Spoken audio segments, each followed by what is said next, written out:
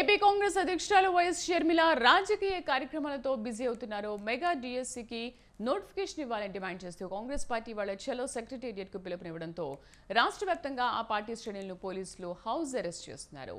మాజీ PCC chief Gidugu రుద్రరాజును పోలీసులు arrest చేశారు. విజయవాడలోని ఆంధ్ర రత్న భవన్లో ఉన్న ఏపీసీసీ చీఫ్ షర్మిల రాత్రికి పార్టీ కార్యాలయంలోనే బస చేశారు. ముందస్తు అరెస్టుల నేపథ్యంలో ఆంధ్ర రత్న భవన్లోనే ఉండాలని నిర్ణయం తీసుకున్నారు. ఇవాళ చలో సెక్రటేరియట్ కి పార్టీ శ్రేణులతో కలిసి బయలుదేరనున్నారు.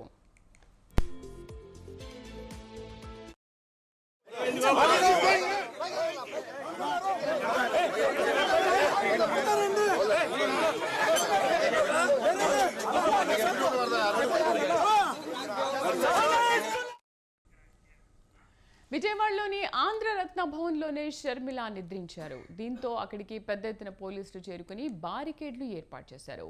ఇప్పటికే పలు చోట్ల కాంగ్రెస్ నేతలను గృహ నిర్బంధం, ముందస్తు అరెస్టులు చేశారు. దీనిపై షర్మిల తీవ్ర ఆగ్రహం వ్యక్తం చేశారు. నిరుద్యోగుల పక్షాన పోరాటానికి పిలుపునిస్తే హౌస్ అరెస్టులు చేయాలని చూస్తారా అంటూ షర్మిల ఫైర్ అయ్యారు. వేలాదిగా తరలివస్తున్న పార్టీ శ్రేణులను ఎందుకు ఆపుతున్నారని ప్రశ్నించారు. ప్రజాస్వామ్యంలో నిరసన తెలిపే హక్కు లేదా అంటూ ఆగ్రహం వ్యక్తం చేశారు.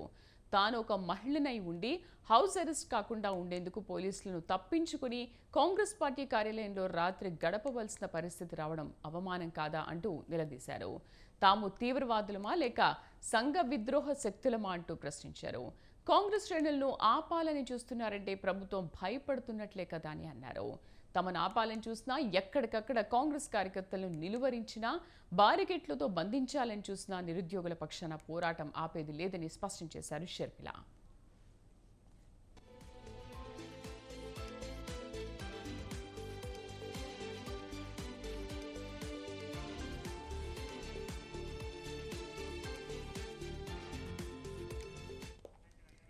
ఏపీ ప్రభుత్వం ఇటీవల 6,100 టీచర్ పోస్టులతో డిఎస్సి ప్రకటించింది. అయితే ఇచ్చిన హామీ మేరకు 25,000 పోస్టులతో మెగా డిఎస్సి ప్రకటించాలని కాంగ్రెస్ డిమాండ్ చేస్తోంది.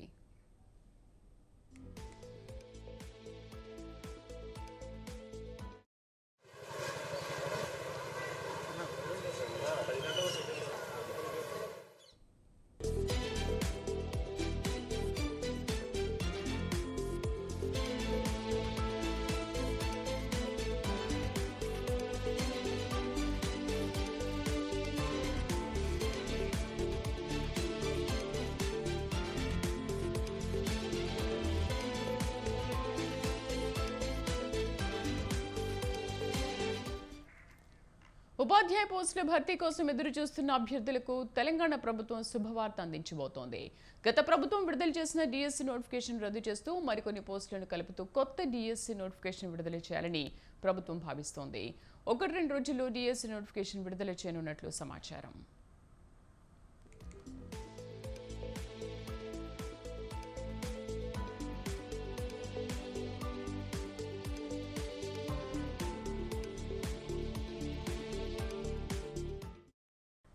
కొత్త నోటిఫికేషన్ ద్వారా దాదాపు 11,000 టీచర్ పోస్టులను భర్తీ చేసే అవకాశం ఉంది. ఇటీవలే గత ప్రభుత్వం విడుదల చేసిన గ్రూప్ 1 నోటిఫికేషన్ రద్దు చేసి గ్రూప్ 1 కొత్త నోటిఫికేషన్ ప్రభుత్వం విడుదల చేసింది. తాజాగా డిఎస్సిని కూడా రద్దు చేసే యోచనలో రేవంత్ ప్రభుత్వం ఉంది.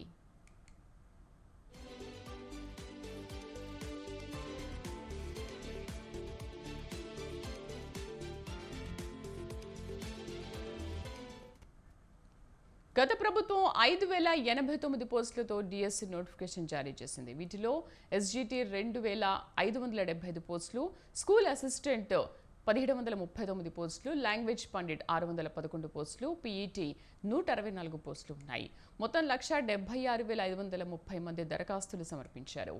వీరిలో సెకండరీ గ్రేడ్ టీచర్ పోస్టులకు అత్యధికంగా 60,190 దరఖాస్తులు వచ్చాయి. ఖాళీల సంఖ్యను పెంచి మెగా డిఎస్సి చేపట్టాలని ప్రభుత్వం భావిస్తోంది. అందుకే పాత నోటిఫికేషన్ రద్దు చేసి సుమారు మరో 5,000 ఖాళీలను కలిపి 11,000 పోస్టులతో కొత్త నోటిఫికేషన్ విడుదల చేయనున్నారు.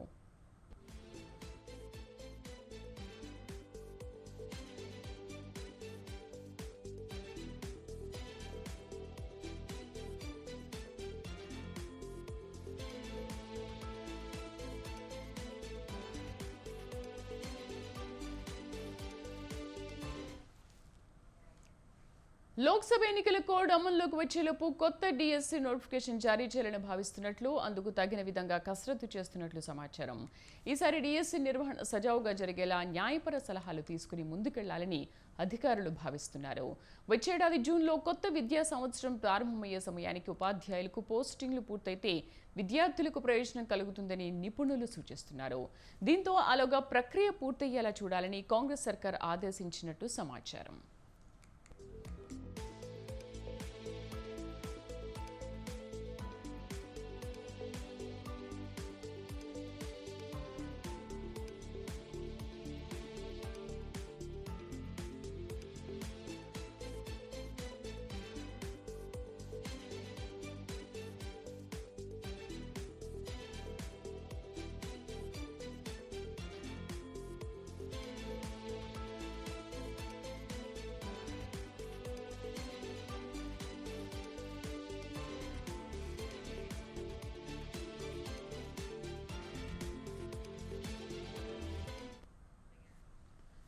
ఢిల్లీ లిక్కర్ స్కామ్ కేసులో బీఆర్ఎస్ ఎమ్మెల్సీ కవితకు మరోసారి నోటీసులు జారీ చేసింది సిబిఐ. విచారణ కోసం ఈ నెల 26న ఢిల్లీకి రావాలని సమన్లు పంపింది. ఢిల్లీ నుంచి నేరుగా హైదరాబాద్లోని ఆమె ఇంటి అడ్రస్కు నోటీసులు పంపింది. 2022 జూలై తర్వాత లిక్కర్ స్కామ్ వెలుగులోకి రాగా దాదాపు 5 నెలల తర్వాత అదే ఏడాది డిసెంబర్లో తొలిసారి సిబిఐ కవితకు నోటీసులు జారీ చేసింది. అయితే ఇప్పుడు ఏడాది గ్యాప్ తర్వాత విచారణకు హాజరు కావాలంటూ కవితకు మళ్లీ సమన్లు పంపింది సిబిఐ.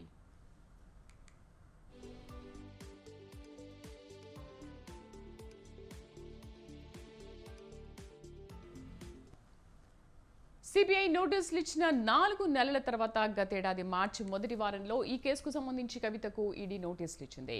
లిక్కర్ కేసులో ఈడీ పలుసార్లు ఆమెను విచారించింది. అయితే ఈడీ విచారణ సందర్భంగా తనను ఇంట్లోనే విచారించాలంటూ కవిత సుప్రీంకోర్టును ఆశ్రయించారు. ఈ పిటిషన్ను కోర్టు ఈ నెల 28కి వాయిదా వేసింది. ఈలోపే సిబిఐ కవితకు నోటీసులు జారీ చేయడం హాట్ టాపిక్గా మారింది. దీంతో కవిత న్యాయ నిపుణులను సంప్రదిస్తున్నట్లు తెలుస్తోంది.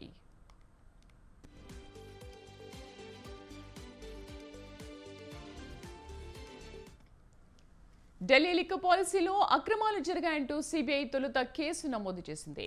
ఈ కేసులో కవితపై కూడా ఆరోపణలున్నాయి. ఇప్పటికే Kavitha chartered accountant Buchibabu, Ongole MP Magunta Srinivasulu Reddy కుమారుడు మాగుంట రాఘవరెడ్డి, అరుణ్ రామచంద్రపిళ్ళై, శరత్ చంద్రారెడ్డి, అభిషేక్ బోయిన్పల్లిలను ఈడీ అరెస్ట్ చేసింది. అయితే మాగుంట రాఘవరెడ్డి, శరత్ చంద్రారెడ్డి అప్రూవర్లుగా మారడంతో వారిద్దరికీ బెయిల్ మంజూరైంది.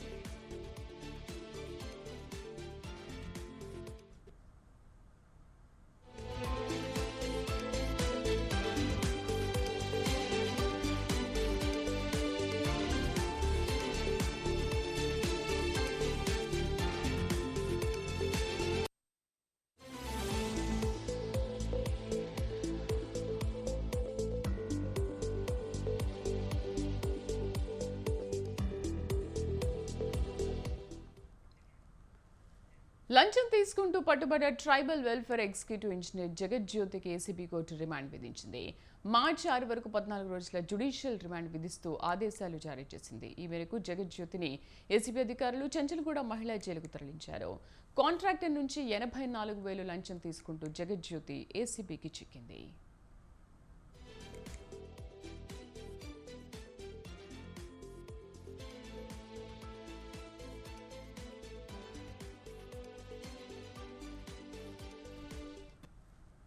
ఏసీబీ అధికారులు అరెస్ట్ చేసే సమయంలో అస్వస్థతకు గురైంది.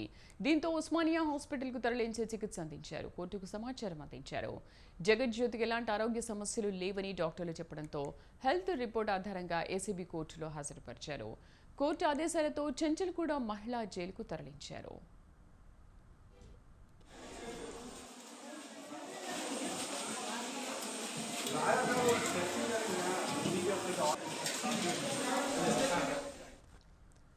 జ్యోతి ఇంట్లో సోదాలు చేసిన అవినీతి నిరోధక శాఖ అధికారులు పెద్ద ఎత్తున ఆస్తులు గుర్తించారు.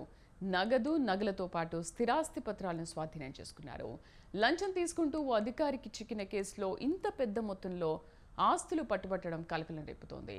నిజామాబాద్లో పూర్తయిన పనికి బిల్లు చెల్లించడంతో పాటు గాజుల రామాయణంలో జువైనల్ బాలుర వసతి గృహ నిర్మాణానికి సవరించిన అంచనాలు రూపొందించేందుకు లంచం డిమాండ్ చేశారు జ్యోతి.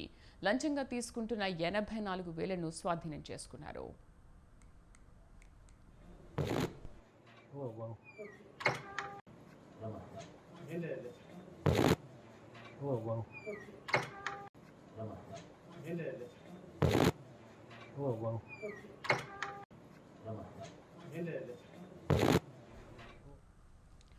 ఆమె ఇంట్లో జరిపిన సోదాల్లో 65,50,000 నగదు, 1.5 కోటి విలువైన 3.639 కిలోల బంగారం, ప్లాట్లో వ్యవసాయ భూములకు సంబంధించిన పత్రాలను స్వాధీనం చేసుకున్నారు. 2 తెలుగు రాష్ట్రాల్లోనూ ఆమెకు ఆస్తులు ఉన్నట్లుగా గుర్తించారు.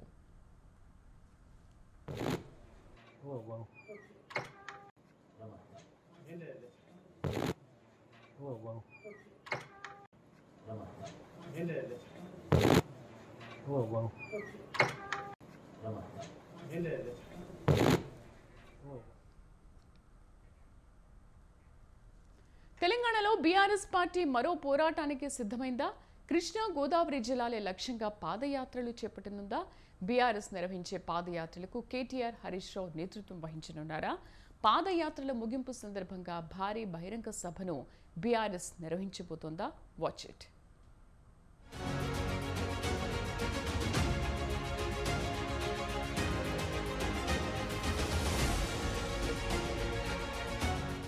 తెలంగాణలో బీఆర్ఎస్ పార్టీ ప్రతిపక్షంలోకి వచ్చాక నీళ్ల అంశాన్ని ప్రధాన ఎజెండాగా ఎంచుకుంది.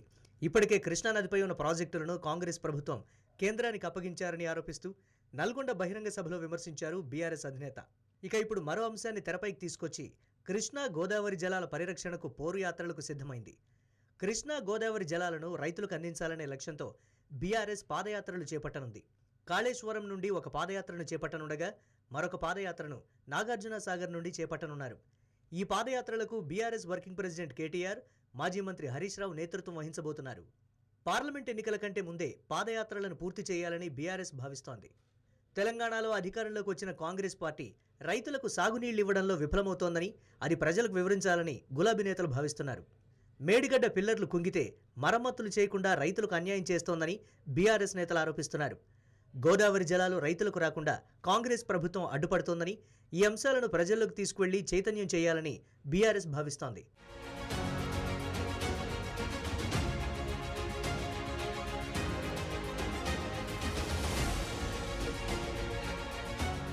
తెలంగాణ ఉద్యమ సమయంలో అనుసరించిన వ్యూహాన్ని ఇప్పుడు ప్రతిపక్షంలో ఉన్నప్పుడు అదే వ్యూహాన్ని అమలు చేయాలనుకుంటున్నారు. ఇటీవల జరిగిన అసెంబ్లీ ఎన్నికల్లో బీఆర్ఎస్ కృష్ణా, గోదావరి పరివాహక ప్రాంతాల్లో భారీగా నష్టం జరిగింది. కృష్ణా బెల్ట్ పరిధిలోని 3 ఉమ్మడి జిల్లాలు అయిన మహబూబ్ నగర్, నల్గొండ, ఖమ్మం జిల్లాల్లో మొత్తం 36 అసెంబ్లీ స్థానాలుండగా బీఆర్ఎస్ పార్టీకి కేవలం 4 స్థానాలు మాత్రమే దక్కాయి.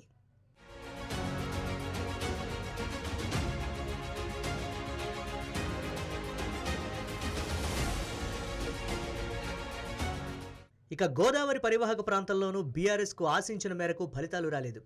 గోదావరి బెల్టులోని పెద్దపల్లి పార్లమెంటు పరిధిలోని 7 అసెంబ్లీ నియోజకవర్గాల్లో బీఆర్ఎస్ ఓడిపోయింది.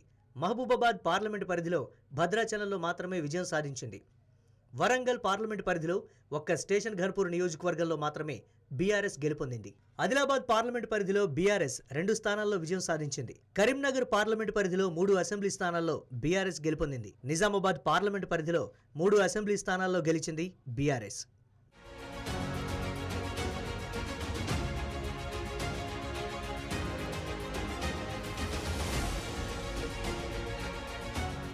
కృష్ణా, గోదావరి పరివాహక ప్రాంతాల్లో ఎన్నికల్లో జరిగిన నష్టాన్ని సాగునీటి అంశంపై పాదయాత్రలు చేయడంతో ప్రజల దృష్టిని ఆకర్షించవచ్చని బీఆర్ఎస్ భావిస్తోంది. ఆయా ప్రాంతాల్లో బీఆర్ఎస్ పార్టీని సంస్థాగతంగా బలోపేతం చేయడానికి యాత్రలు ఉపయోగపడతాయని గులాబీ వర్గాల్లో టాక్ వినిపిస్తోంది. మరోవైపు పార్లమెంట్ ఎన్నికల్లో కాంగ్రెస్ పార్టీని ఎదుర్కోవడానికి నీళ్ల అంశమే ప్రధాన ఎజెండాగా ప్రజల్లోకి వెళ్లాలని బీఆర్ఎస్ పార్టీ డిసైడ్ అయినట్లుగా తెలుస్తోంది. అందులో భాగంగానే కాళేశ్వరం, నాగార్జున సాగర్ నుండి యాత్రలు చేపట్టి ముగింపు సందర్భంగా హైదరాబాద్, మహబూబ్ నగర్లో భారీ బహిరంగ సభను నిర్వహించేందుకు సన్నద్ధమవుతోంది.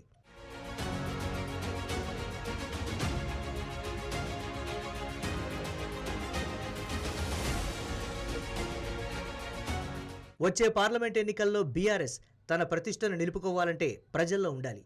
అందులో భాగంగానే కృష్ణా గోదావరి జలాల పరిరక్షణ పేరుతో యాత్రల ద్వారా పూర్వ వైభవం పొందాలని భావిస్తోంది. వచ్చే పార్లమెంట్ ఎన్నికలకు సాగునీటి జలాల అంశం బీఆర్ఎస్కు ఏ మేరకు కలిసి వస్తుందో చూడాలి మరి.